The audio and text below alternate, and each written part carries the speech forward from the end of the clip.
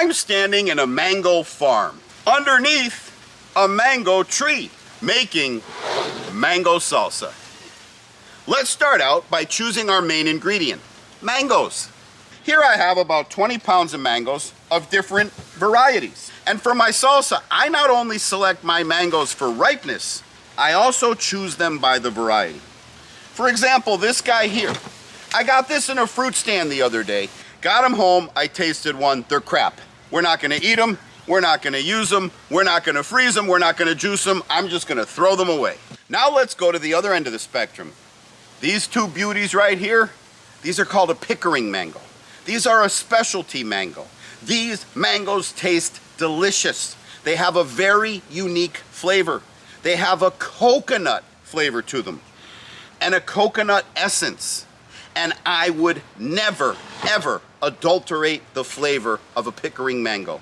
I eliminated the inferior, flavorless, store-bought mangoes. And I also eliminated the high-end, unique, coconut-flavored Pickering. And that leaves this guy here in the middle, the Maha Chinook, which happens to be the tree I'm standing under right now. And you see here I have all these little fruit because when I sell these to my customers, I keep the runts and I keep the uglies for ourselves to eat. Let me find some ripe ones.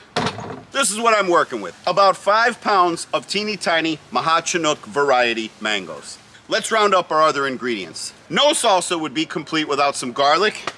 Let me see if I have any. Here we go. Clove of garlic. Next we're gonna pick some tomatoes. And for me, that means Everglades grape tomatoes. Look at this little guy, tiny. Not much bigger than the size of a blueberry. The Everglades grape tomato is actually indigenous to this region of the world where I live here. As a result, they're really easy to grow. In fact, they grow like weeds. And they've got a very strong flavor. They're delicious. Oh, they pack a wallop. You probably saw the habanero peppers that were right next to the Everglades tomatoes when I started picking, but I have ruined many a bowl of salsa by making it too hot for myself. And those habaneros are insanely hot. For me, I can't really take them. And so I'm gonna just put in one red jalapeno instead. That'll spice it up, but it won't kill me.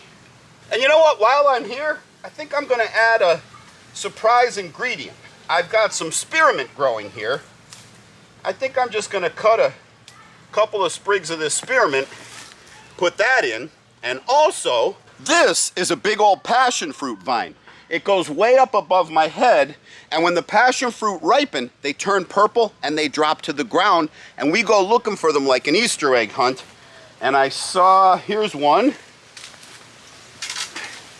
Oh, that guy's a little bit cracked. He's no good. Oh, here's one. Okay, here we go. Look, I think I'll add a passion fruit to this salsa as well.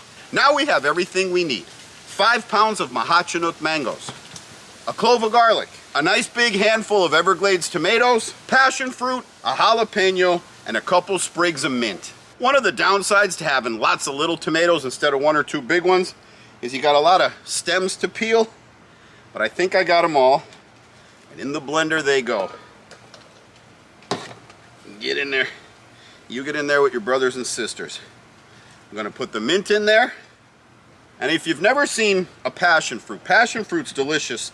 And the variety I have here is a sweet passion fruit. I'm not sure of the name of it, but it's very juicy. So I'm gonna just cut a slit in it, and then I'm gonna kind of squeeze the juice into the blender.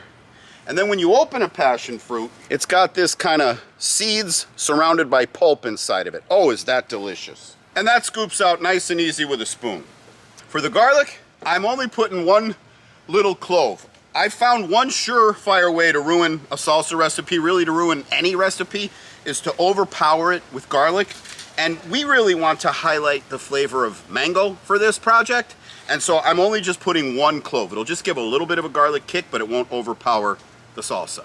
And the jalapeno I'm gonna set aside because I don't want to do the whole batch with jalapeno because some people don't like it hot, particularly my wife. So I'm gonna make the full batch and then pour half of it into a bowl and set it aside for my wife.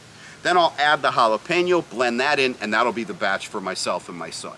Now I got a ton of mangoes to cut up, so I'll do that off camera. I'll be back in about 15 minutes. much like the tomatoes, I would rather have 3 large 3-pound mangoes to cut open rather than all these tiny ones. But let me just show you how I'm cutting these guys open. So I'm just kind of filleting them like a fish. There's a skinny little seed that runs down the middle. So I just kind of cut in till I hit the seed, then I turn the knife and I just run the knife along the seed. And then I go the other half and I run the knife down the seed. And that gives me the cheek cut off in 2 halves. Then I just do the same thing on the other side. Run it down. And you see here, you get a surprisingly thin seed out of these small guys compared to the amount of flesh. The Maha Chinook actually gives you a lot of, like the flesh to seed ratio, I would say, is very high on a Maha Chinook. And then I just take the seedy side. Now if these were nice big 2-3 pound mangoes, I'd be squeezing that flesh into the mix, but since there's only a little bite here, I just kind of eat it. And now I'm ready to squeeze my mango into the blender, and I've set aside some cheeks from the biggest of the mangoes because after I blend everything up and get it in the dish, I want to use these so I can cut them into nice little cubes, so you'll have a nice blended salsa with some chunky mango in the mix. So here we have our blender full of mango, mint, passion fruit, garlic, and Everglades tomatoes. Let's blend it up. So I just want it blended up so it's nice and still nice and thick. Oh, and you could see all the little ingredients in there. So now let me pour out my wife's portion. Then I'm gonna pop the jalapeno in, seeds and everything. Blend that guy up. Okay, here's my wife's batch. And this will be the batch for my son and me. And then, like I said, I want to put chunks of mango in. I don't just want liquefied mango.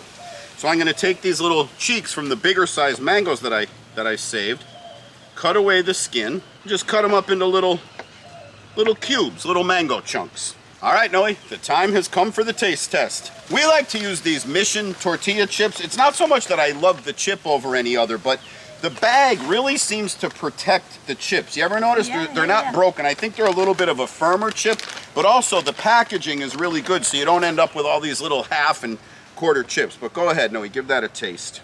See what you think.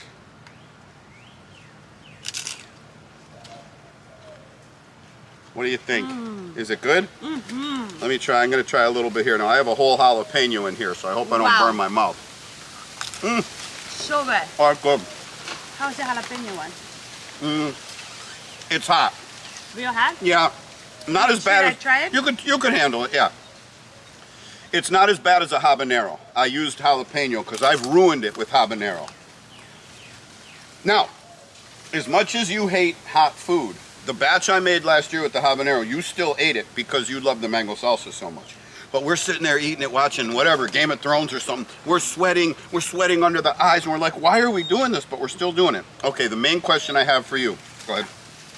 What's the secret ingredient? What's the surprise ingredient in there? You'll know it if you just kind of focus a little bit. As soon as I say it, you're gonna taste it. Mint. Oh! Can you taste the mint? Yes! I just put 3 little sprigs of mint in there, and it made all the difference. It's amazing with mint. Yep. How do you got that idea? This is amazing. I was just picking the other ingredients, and I saw the mint there, and I said, let me throw it in. Yeah.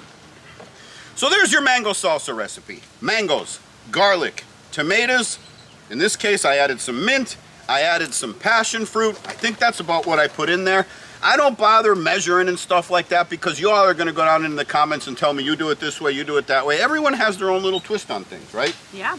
But get a bunch of those ingredients, throw them together, blend them up, stick them in a bowl, and you will love it.